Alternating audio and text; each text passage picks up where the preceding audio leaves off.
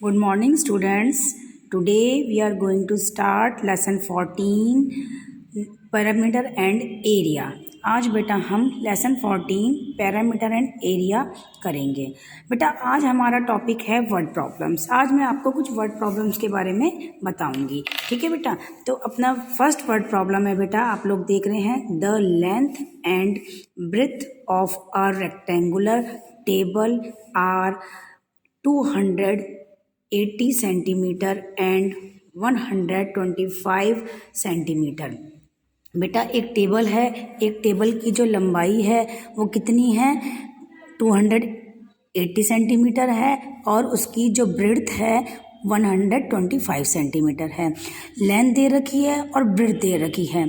Length है उसकी 280 centimetre, breadth है उसकी 125 सेंटीमीटर, ठीक है। लंबाई का, लेंथ का मतलब होता है लंबाई और ब्रेड्थ का मतलब होता है चौड़ाई। ये मैं आपको आपकी क्लास में एक्सप्लेन कर चुकी हूँ। लेंथ का मतलब लंबाई और ब्रेड्थ का मतलब चौड़ाई। तो लेंथ कितनी है, 280 सेंटीमीटर है, ब्रेड्थ कितनी है, 125 सेंटीमीटर है। Find the area of the table. आपको उस टेबल की क्या निकालनी है, एरिया निकालना है। उसने दे रखा है बेटा क्वेश्चन के अंदर, हमको पहले ही एक्सप्लेन कर रखा है कि जो टेबल है वो कौन से शेप की है, रेक्टेंगुलर शेप की है। टेबल जो है वो रेक्टेंगुलर शेप की है, उसकी लेंथ और ब्रेड्थ हमको क्वेश्चन के अंदर गिवन है। क्लियर बेटा। तो हमको find the area of the table, तो हमको टेबल का एरिया निकालना है। बेटा टेबल जो है रेक्टेंगुलर शेप की है, हमको उसका क्या निकालना है, एरिया निकालना है। तो इसका मतलब ये है कि एरिया ऑफ रेक्टेंगुलर टेबल का हमको एरिया फाइंड आउट करना है। हम जब सॉल्व करेंगे इस क्वेश्चन को तो अपन सबसे पहले सॉल्व करते टाइम सबसे पहले हम लेंथ लिखेंगे कि उस टेबल की लेंथ कितनी है। लेंथ लिख ली 280 सेंटीमीटर, ब्रेड्थ लिख लिया 125 सेंटीमीटर, ठीक है बेटा। उसके बाद हम क्या करेंगे, फॉर्मूला लगाएंगे एरिया ऑफ रेक्टेंगुलर टेबल। हमने फिर लिख दिया area of rectangular table. Rectangular table का एरिया हमको फाइंड आउट करना है। तो रेक्टेंगुलर टेबल का एरिया निकालने का फॉर्मूला क्या होता है, लेंथ मल्टीप्लाई ब्रेड्थ। क्या होता है, लेंथ मल्टीप्लाई ब्रेड्थ। तो लेंथ कितनी दे रखी है, 280 सेंटीमीटर दे रखी है और ब्रेड्थ कितनी दे रखी है, 125 सेंटीमीटर दे रखी है। इन दोनों को आपस में क्या कर देंगे बेटा, 280 को और 125 को आपस में हम क्या कर देंगे, मल्टीप्लाई कर देंगे, ठीक है। इन दोनों को मल्टीप्लाई करने पर कितना आंसर आ जाएगा, 35,000 स्क्वायर सेंटीमीटर। 280 को 125 से मल्टीप्लाई किया तो कितना आंसर आया बेटा, 35,000 हमारा आंसर आ गया। मैंने आपको बताया था जब भी हम स्क्वायर का एरिया निकालें या रेक्टेंगल का एरिया निकालें, हमारा आंसर हमेशा स्क्वायर में आता है, ठीक है बेटा। तो 35,000 स्क्वायर सेंटीमीटर हमारा आंसर हो गया। क्लियर बेटा, ये हमारा 35 स्क्वायर सेंटीमीटर क्या हो जाएगा, ये आंसर हो जाएगा इस तरह से। Clear. Next question number 2। Question number 2 में बेटा क्या है, find the area of a square tile. अब इसमें क्या कहा है कि फर्स्ट वाले क्वेश्चन में तो बेटा हमने क्या किया था, रेक्टेंगुलर टेबल का एरिया निकाला था, और सेकंड वाले क्वेश्चन में क्या है, find the area of a square tile. एक स्क्वायर की शेप की टाइल्स होती हैं। टाइल्स कौन सी होती है बेटा, फ्लोरिंग टाइल्स भी होती हैं, वॉल टाइल्स भी होती हैं। जो हम अपने फर्श पे जो फ्लोरिंग करवाते हैं उनके लिए टाइल्स होती हैं। तो उन टाइलों के बारे में आपको बताया गया है। जो टाइल्स होती हैं जो घरों में फ्लोर पे लगाने के काम आती हैं बेटा, या फिर वॉल्स पे भी लगाने के काम में आती हैं ना बच्चे, वो वाले टाइल्स आई हैं। तो जो वो टाइल है वो कौन सी शेप की है, स्क्वायर शेप की है। कौन सी शेप की बेटा, स्क्वायर शेप की है। तो स्क्वायर टाइल की हमको क्या निकालना है, एरिया फाइंड आउट करना है, हमको एरिया निकालना है। तो बेटा इसका मतलब ये है कि आपको एरिया ऑफ स्क्वायर टाइल निकालना है, फाइंड आउट करना है। तो बेटा एरिया ऑफ स्क्वायर का फॉर्मूला क्या होता है वो आपको मालूम ही है। फॉर्मूला लिखना है, वैल्यू पुट करनी है और उसका आंसर सॉल्व करना है। यहाँ पे मैंने इसको सॉल्व कर रखा है, देख सकते हैं। अब यहाँ पे आंसर 2 में पहले अपन लिखेंगे साइड ऑफ स्क्वायर। पहले क्या लिखेंगे बेटा, साइड ऑफ स्क्वायर। तो साइड ऑफ स्क्वायर कितनी दे रखी है क्वेश्चन में, 32 दे रखी है। 32 दे रखी है ना बेटा, तो 32 हमने यहाँ पे लिख दिया। साइड ऑफ स्क्वायर हमने कितनी दे रखी है, 32 सेंटीमीटर। यहाँ हमने आंसर में भी लिख दी कि हमको क्वेश्चन में कितनी गिवन है, 32 सेंटीमीटर साइड ऑफ स्क्वायर दे रखा है। फिर हम इसका फॉर्मूला लिखेंगे area of square. Area of square is equal to side multiply side. Square का एरिया निकालने का फॉर्मूला होता है साइड मल्टीप्लाई साइड। और इस अब साइड कितनी है 32 सेंटीमीटर है, साइड 32 सेंटीमीटर मल्टीप्लाई 32 सेंटीमीटर, 32 को 32 से मल्टीप्लाई करेंगे तो कितना आंसर आ जाएगा 1024 हमारा आंसर आ जाएगा। किसी स्क्वायर का एरिया निकालेंगे तो आंसर किस में आएगा, स्क्वायर में आएगा, तो 1024 स्क्वायर सेंटीमीटर ये हमारा आंसर हो जाएगा। स्क्वायर का एरिया कितना निकल के आया, स्क्वायर टाइल का एरिया कितना निकल के आया है बेटा 1024 स्क्वायर सेंटीमीटर आंसर निकल कर आ गया। क्लियर बेटा। नेक्स्ट क्वेश्चन है क्वेश्चन नंबर 3। क्वेश्चन नंबर 3 में बेटा क्या है, क्वेश्चन नंबर 3 जो है वो ये है कि find the parameter of an equilateral triangle whose side is 12 centimetre long. बेटा वो क्या कह रहा है कि फाइंड, हम थर्ड वाले क्वेश्चन में बेटा वो कह रहा है कि find the parameter of an equilateral triangle. मैंने बेटा आपको ट्राइंगल बताए थे, ट्राइंगल मैंने आपको बताया था कि ट्राइंगल कौन सी शेप का होता है। मैं यहाँ पे आपको ड्रॉ करके दोबारा से बता रही हूँ बेटा कि ट्राइंगल कौन से शेप का होता है। ट्राइंगल ऐसे होता है, ट्राइंगल मतलब जिसकी 3 साइड्स होती हैं। ट्राइंगल, ये ट्राइंगल है, ट्राइंगल जिनकी 3 साइड्स होती हैं दैट इज कॉल्ड ट्राइंगल। बेटा जिस ट्राइंगल की तीनों साइड्स आपस में बराबर होती हैं, जिस ट्राइंगल की तीनों साइड्स आपस में बराबर होती हैं उस ट्राइंगल को हम बोलते हैं इक्विलेटरल ट्राइंगल। क्या बोलते हैं बेटा उसको, इक्विलेटरल ट्राइंगल। ठीक है बेटा, ऐसे इस तरह से इक्विलेटरल ट्राइंगल।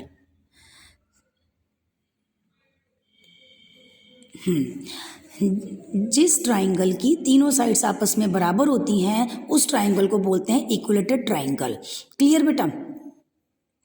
और इक्विलेटरल ट्राइंगल का पैरामीटर निकालने का फॉर्मूला क्या होता है बेटा, वो भी मैं आपको बताऊंगी क्या होता है। मैंने आपको आपकी क्लास के अंदर एक ट्राइंगल बनवाया था इस तरह से, जिसकी तीनों जो साइड्स हैं ट्राइंगल की, उसकी जो मेज़रमेंट है, उसका नाप है, वो अलग अलग दिखाया था। जैसे 3 सेंटीमीटर है, ये 4 सेंटीमीटर है और ये अपना 5 सेंटीमीटर है। ठीक है बेटा।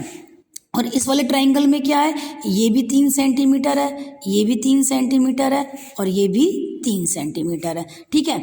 जिस ट्राइंगल की तीनों साइड्स आपस में बराबर होती हैं उसको बोलते हैं हम इक्विलेटरल ट्राइंगल।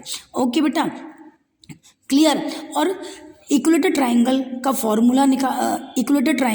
का पैरामीटर निकालने का फॉर्मूला होता है, ये मैंने यहाँ पे लिख रखा है, parameter of equilateral triangle is equal to 3 multiply by side. ठीक है, साइड को 3 से अपन को क्या करना है, मल्टीप्लाई करना है। साइड को अपन को 3 से मल्टीप्लाई करना है, 3 मल्टीप्लाई बाय साइड, इस तरह से। ठीक है। और ऐसा ट्राइंगल जिसकी तीनों साइड्स अलग अलग होती हैं, ऐसा ट्राइंगल जिसकी बेटा तीनों साइड्स अलग अलग होती है उसको बोलते हैं स्केलन ट्राइंगल। ठीक है बेटा।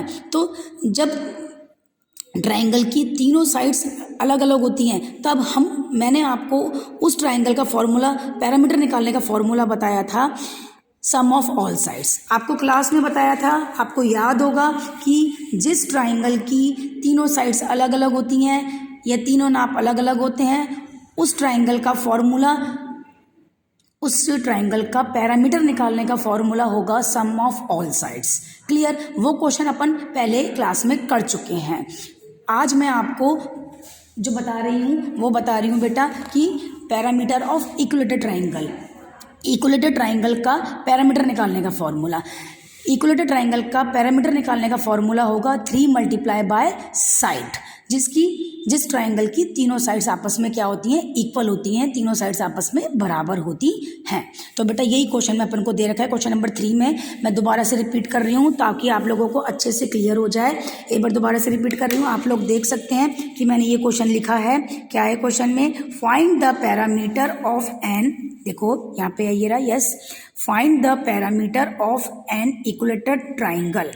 आपको क्या फाइंड करना है, क्या ढूंढना है, इक्विलेटरल ट्राइंगल। इक्विलेटरल ट्राइंगल का मतलब है जिसकी तीनों साइड्स आपस में बराबर हों, उसका आपको क्या निकालना है, पैरामीटर निकालना है।